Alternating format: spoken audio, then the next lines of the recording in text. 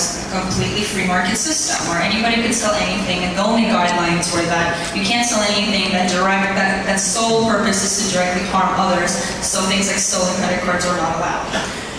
He started this as an experiment, and of course drugs were introduced to the market, and you know that for some people that's red flags. For most, I think, logical people, drugs, especially marijuana, which is the primary product of the website, should be legal anyway, so that's not a conversation we need to have here. So eventually what his defense argued is that he gave up the website to somebody else and got out, and because not just the American government was getting pressure from all over the world because they were drug laundering all throughout the world through this website, and a lot of it went through airports like O'Hare through America. So they were getting a lot of pressure to arrest someone and close the website. And they didn't want to close the website without arresting someone because, of course, you need to make an example out of the perpetrator of this. So the trial just ended recently. Unfortunately, the jury decided that Ross was guilty on all 7 counts, and those counts included things like drug trafficking, abetting to drug trafficking, being a kingpin of a drug trafficking website, a conspiracy to hack, and other derivatives of such things. And Roger, I would say, almost single-handedly helped the defense have the funds to do the best job they can. They were working pro bono, which is amazing. Draytel is an amazing person for doing this. But people need to get paid, and people do a better job when they have funds. So I think Roger was a really key figure in helping the trial actually function from the defense's side.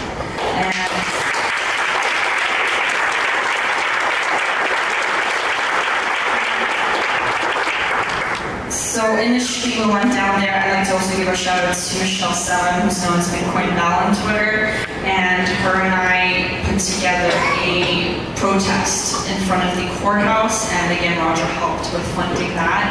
And we had a good turnout actually. People from New Hampshire came down, people like from Cockblock and Josie Wales. I'd like to just give a shout out to all of them. And if I'm not going to mention everyone because again I have to make a summary of this. So we did the protest. The judge was very unhappy because I was in the courtroom while the protest was going on. The judge was very unhappy with us. The justice, who is the person who makes sure the trial functions again, like in the moment, and he says he does the Bible, so that's the justice, okay? So he made a comment like, oh, the organizers of the protest are here. So it was definitely on the radar, and then at the end of the first day, she said, anybody with a poster outside tomorrow or any kind of handing out pamphlets, we will isolate the jury, which means they will take the jury and drive them back and forth from a hotel from an isolated location, which is bad because there are kingpin drug charges in the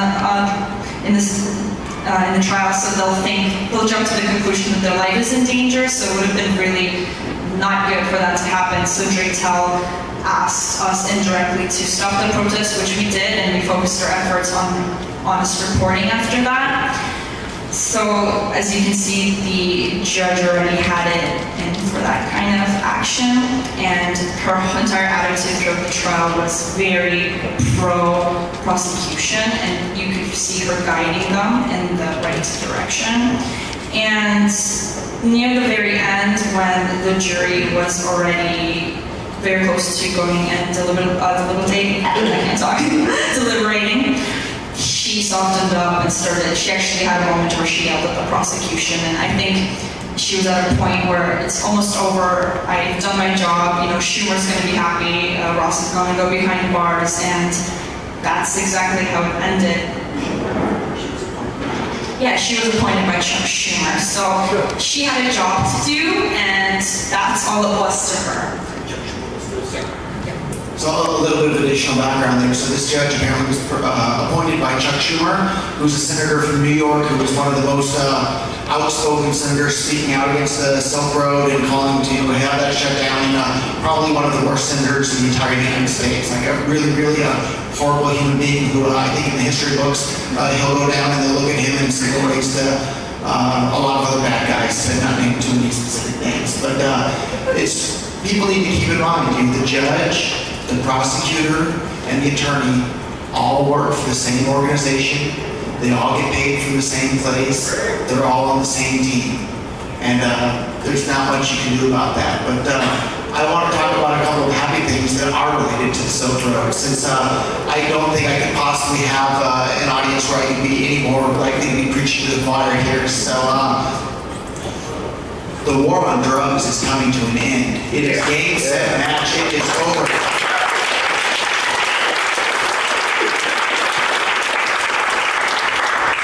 And I can tell all of you already believe that. And it's because, but for those that maybe are going to watch on the internet at some point to hear about this, it's because of this amazing, wonderful technology called Bitcoin and decentralized markets that are coming. And yeah, they shut down the Silk Road, and poor Albricht is in prison and probably going to be there for quite a while. But there's already more than a dozen other websites doing the exact same thing with more products than Silk Road ever had. And it's coming, it can't be stopped. Anybody, anywhere in the world can participate in these. So the war on drugs has been lost. And these people that are trying, it's been lost by the pro-drug warriors. Freedom is winning in the war on drugs. People are going to be able to buy and sell whatever they want without having to get permission from anyone. And I think that is a really wonderful thing. And it's really sad all the people that were involved in the Silk Road case. And Ross Ulbricht's kind of been the guy that's gotten all the media attention, but I've gotten maybe close to a dozen different emails from various people that were, that were arrested as part of the Silk Road thing. And those people are having their lives destroyed as well. And these are all people who haven't hurt anybody. And I would be absolutely stunned if there aren't at least one or two undercover government agents attending this conference here. And if you're in the audience here listening to me right now, take a look around this room. Everybody in this room is simply advocating that everybody leave everybody else alone to do anything that's peaceful. And if you're working for the government, that means that you think peaceful people should be allowed. And I see Jeff raising his hand. You see that undercover agent in the back?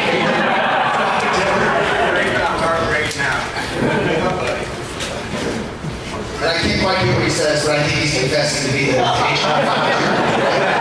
But on a serious note, what I do want to point out to you, if you are the undercover government agent here, all we're advocating is that peaceful people be allowed to engage in peaceful acts with other peaceful individuals. It's not craziness, it's not madness, it's the way just about all of us interact on each other on a day-to-day basis in all of our daily lives. And if you're opposed to that, that means you're the bad guy. Yeah.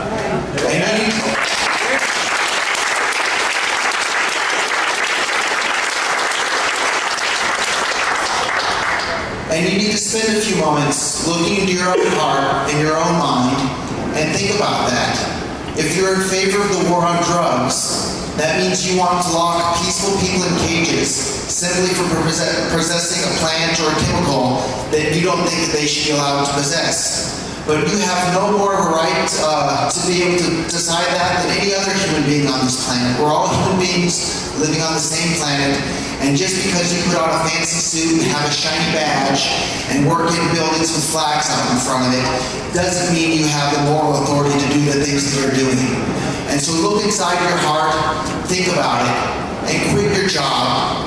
Find honest work.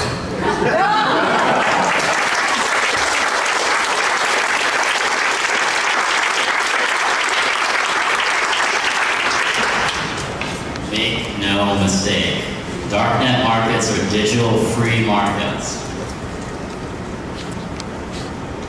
For all of human history, men have sought to communicate, trade, and produce freely.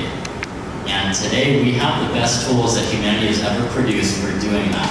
You can create private agreements with only one other person and interact with them in a business manner however you want. A third party cannot come in and arbitrate because they feel like geographically they own the area. I hear so often that the NSA or the government is omnipotent. They're spying on everybody, they see everything that you do. Now that may be true, but it's only true in the sense that you have to identify the prison you're in before you can escape it. And today, we have better technology for respecting privacy and free trade than we've ever had in all of human history.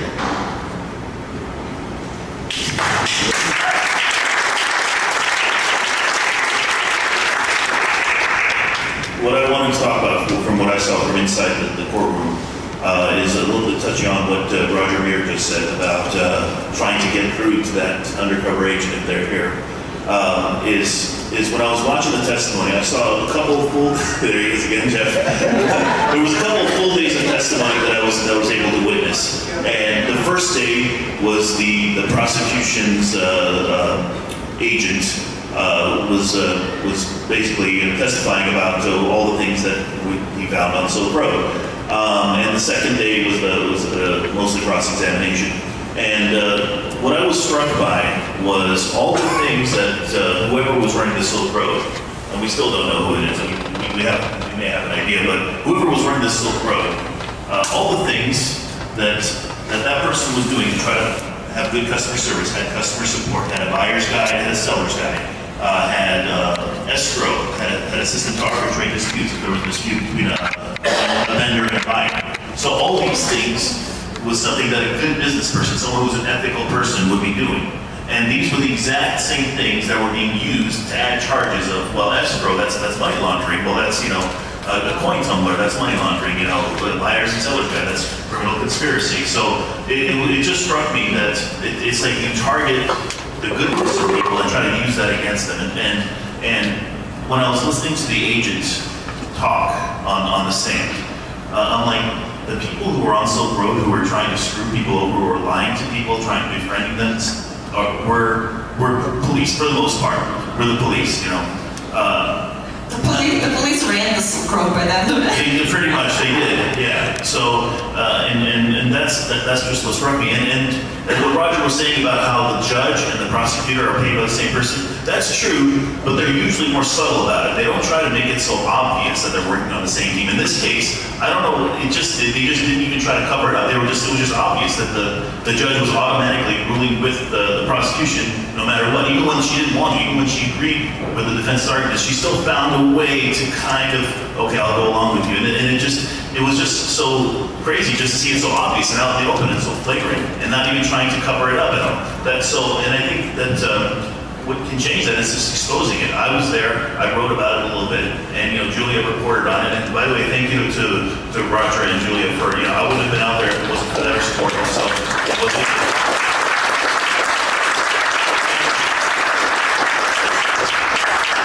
Just take that first step, do whatever you can to help out in this situation. So, what does the guilty verdict mean? The fear at the very start of this whole process was that he will get a guilty verdict, and that will open floodgates to poor policy in that law. And we were seeing this even before the Silk Road verdict, in cases like with FedEx, where people in Canada were sending prescription pills illegally to people in America, and FedEx asked the government to give them a list of names so they could check those specific packages. Instead, they were just indicted. So that kind of logic is called transferred intent. And of course, just like with violence, the state can enact violence on us with zero repercussions, but it doesn't work the other way around. So if I go and sell coke to a 10-year-old on a government public sidewalk, there's no transferred intent to the government by utilizing their medium that exists to exchange the narcotics. Now, if I use the Silk Road, then it does, because I don't work for the state, and they do. So that's gonna, I mean, I don't want to rain on the parade of positivity, but these are real fears that we have going in the future. And now that they were so easily able to, they haven't sentenced me, it's going to be May 10th, but now that they so easily got a guilty verdict, the jury took 30 not 3 hours. They took 3 hours, but with 2 breaks. So they really took their lunch break. Right. They got their lunch break and their snack, and they took 3 hours, probably really 2 hours, to make this decision. Now, what the jury's supposed to do, there's seven indictments. They're supposed to go through every one of them, have a rigorous debate, look through, package this thick of transcript from the duration of the trial that was recorded for them, and on each one vote. You can't do that in 2 hours in a reasonable, moral, way in which you can assume they debated. They didn't debate anything. They went through the list. 2 hours is how long it took them to do the paperwork. So, I mean, I'm still a little bit demoralized from the entire process because of how inhuman these people were. And one of them was even the youngest woman. She was smiling as she sentenced this man, like as she decided the fate of this 30-year-old dude. So, don't need to rain on that. But I think if more people actually thought about things instead of going from their day to day and just wanting to live without having any concern for what is happening around them, then we would have our dreams come true. But the fact of the matter is, I'm assuming that we all tend to stick to people that bring joy into our lives, which probably are people that are aligned with similar views, not enacting violence, not necessarily anarchists or libertarians, but people who aren't statists vigorously. Now you go on the subway, you go to a bar, you just wait in line at some government building and you start talking to people. You forget that these people exist and these people don't think. And sometimes you're surprised and you get through to someone and you find out people do care. But after seeing that jury, which was not a jury of his peers, a jury of his peers would have been, PhD graduates, computer programmers, economists, people in science programs, people with startups, small businesses. Almost all of them were government workers. Almost all of them. And that was not by accident. All over 40 almost. Well, except for that one. No. Except for Only one was 27. Most of them were over 50. Jeez. And just, the funniest thing to me, I mentioned the justice earlier. The trial ended, I ran outside for a bit just because I needed to call someone to talk to someone. I came back in and everyone's gone from the courtroom. And I go into the elevator and the justice cleans everything up, so he was gone last week. So he shares an elevator with me, and he knows me now. I spent a month with this dude in the courtroom. And he was the one who said, oh, the organizers or the protesters are here. And he gets in the elevator with me, and he looks at me, and he says, are you okay? And I think about that. Justice asked me if I was okay. And I said, no, I'm not okay, and neither is America. Hell yeah. Yeah.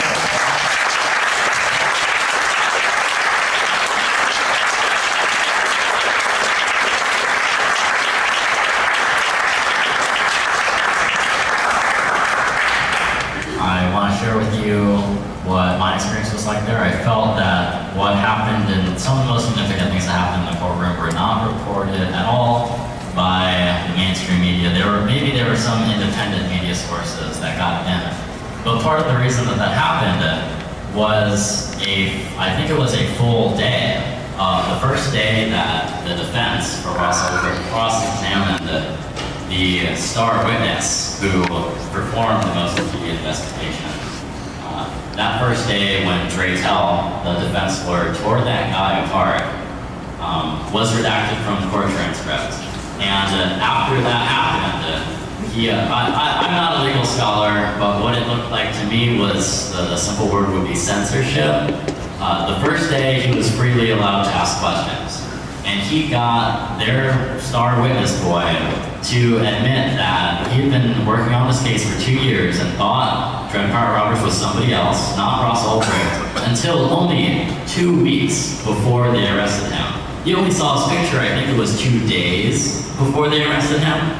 And not only that, but he also got him to admit that he believed that there was more than one drug trial Roberts, and probably more than two.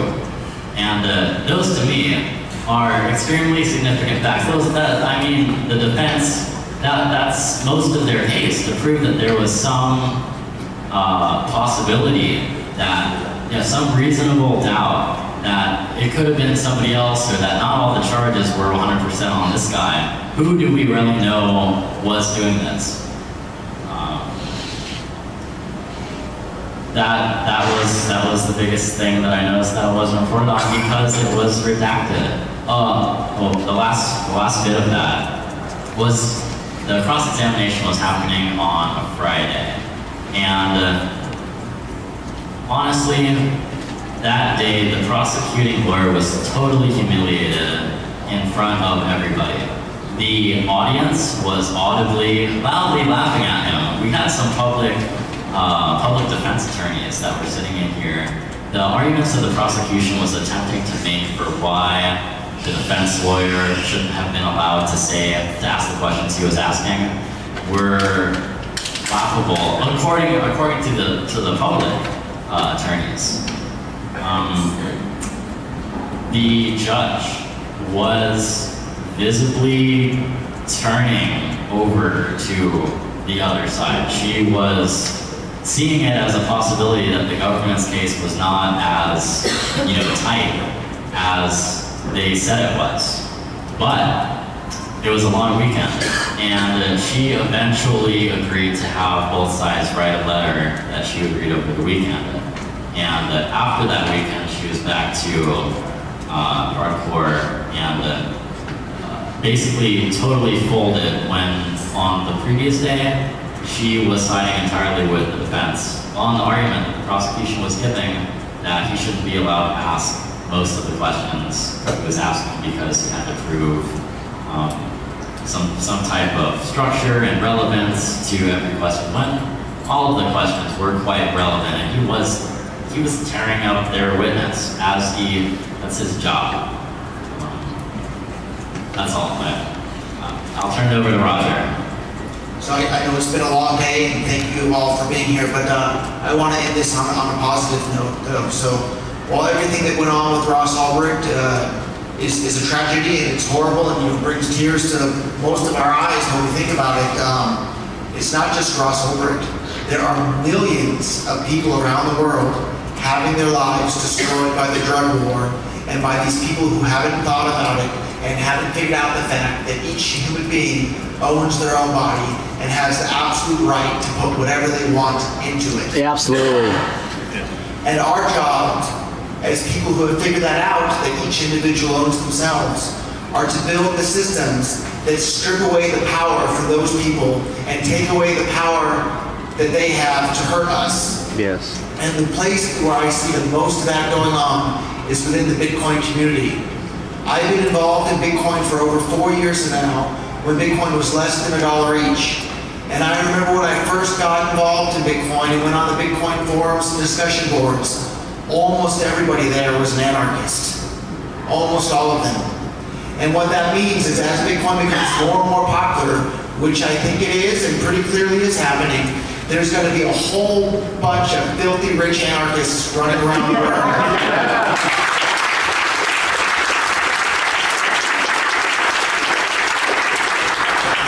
And they're going to be more than happy to spend that money to help create these systems that strip away power from the state. So if you're not already involved in Bitcoin, get involved with it right now. Start using it in your day-to-day life. It's going to strip away the power from every single government on the entire planet. And as anarchists, all of us should be incredibly excited about that.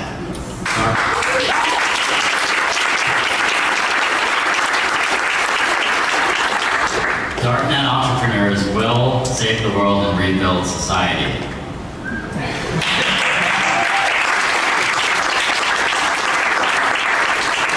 I guess the question is, if people aren't tired, it sounds like you guys have some energy left. So. Okay. Oh, you can also write to Ross in prison. This is very important because he is a very caring and sensitive person. It's very clear from practically everything he's written. Get to know him. There's some great articles online, for example, wonderful kingpin, drug dealer, or saint, I think, on KC Research by Paul Rosenberg. It goes into who this guy is. Paul Rosenberg is wonderful. Ross Albricht was a very beautiful person. Please write to him. Go to freeross.org and go to the Contact Us page. Send him some compassion and love. And you'll post it on Facebook. And we'll get it posted on the Anarchapulco Facebook group. And there, I know the trial's over, but they are going to do an appeal. Anybody have any, extra money, scrounge it up. Lynn still needs help financially for the appeal. It's a year-long process. It's expensive, so anybody have anything extra, she would definitely appreciate it. All right, questions? Questions? I don't think I know. Hi.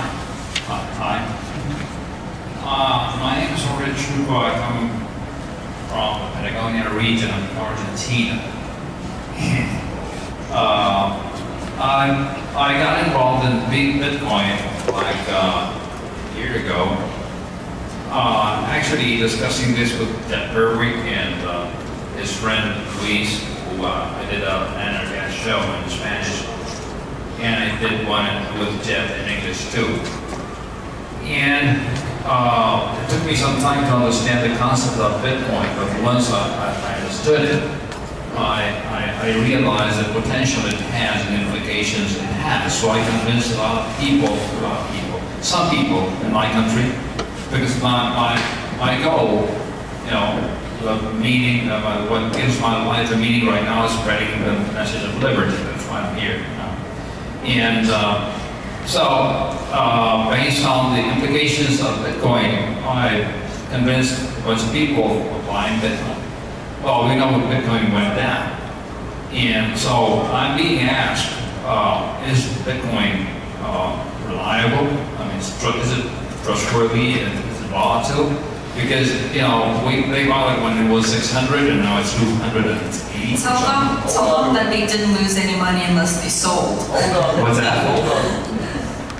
So I wanted to ask you, I think it is a magnificent concept, but is it just good for doing fast transactions or wire transfers or something like that? Or is it something that you want to keep? Because I'm being asked that question all the time.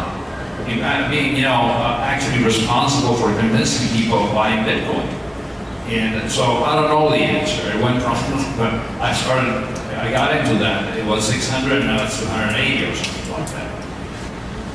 I'm sure Roger has a good answer to this. My answer is try meeting people who are really into Bitcoin, who develop it or build businesses by it. They are some of the most passionate and creative people I've ever met. And the concentration of people, it's like 90% or more. Really, really high quality, passionate, exceptionally creative people are into this because they're willing to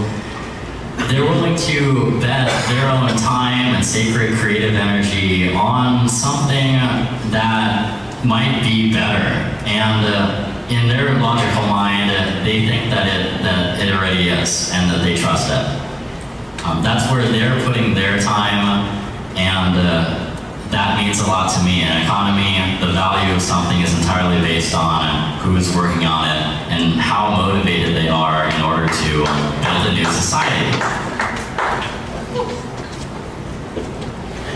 As someone who's been around Bitcoin longer than most people, I've heard all these exact same questions. Back when Bitcoin went from 10 cents to $1 and then back to 50 cents, people were saying the exact same sort of things. And then when Bitcoin went from around $1 up to $32 and then back down to $2 or $3, the exact same things. And now I'm hearing the questions again today, and I think it's all about time horizon. Like Bitcoin is get rich in the next 6 months scheme or anything like that. Bitcoin is a tool that's going to free everybody on the entire planet to interact with everybody else without having to require permission from anybody else. And if you stop and think about that for a minute, there's now a payment system, and only one type of money works in that payment system that allows anyone to transact with anyone else anywhere on the planet without having to ask for permission from anyone, including governments. Are people going to start to use that? And if you think the answer is yes, then hold on to your Bitcoins, because we're just getting started in terms of the price. Wow.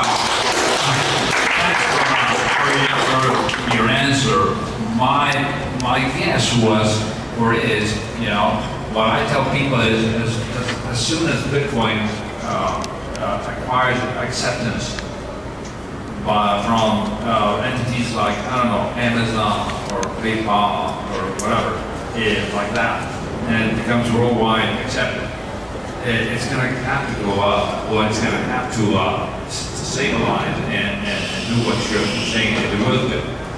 But in the short run, you know, convincing people to buy Bitcoin caused me to have problems. Well, try to sell people on Bitcoin in the philosophy, not the monetary possible gain. And if your friends are fixated on that, like I said earlier, I think you heard me, but they didn't lose any money unless they sold low. So if they bought at 600 and they sold at 200, yeah, they lost money. But if they bought at 600 and went down, they sell their Bitcoin, they haven't lost any money, right? So that's what you can tell them. Thank you. Just a quick point on that. As an anarchist, I don't think it's my business to tell people what to do with their money. So I've never told anybody to buy Bitcoin. Never. I buy Bitcoin, I use it, I tell businesses to accept Bitcoin, but I've never said you gotta go out and buy Bitcoin, it's gonna go up. I've never told people that. Everybody I've ever talked to Bitcoin about, I've always told them the same thing. I have Bitcoin, I don't know if you should have Bitcoin, I have Bitcoin. It's an experimental technology. So you should, don't buy more than you're comfortable possibly risking. So I would never, if you want to buy it, I can show you how you can get some, but we don't need to, if it's really good, you don't need to convince people to use it. Just use it yourself and automatically other people will start to use it. So you don't need to convince people to use something. One last answer. I believe the philosophy of Bitcoin is good at heart, and that's why I support it. No other reason. It's not because primarily I think it's going to explode.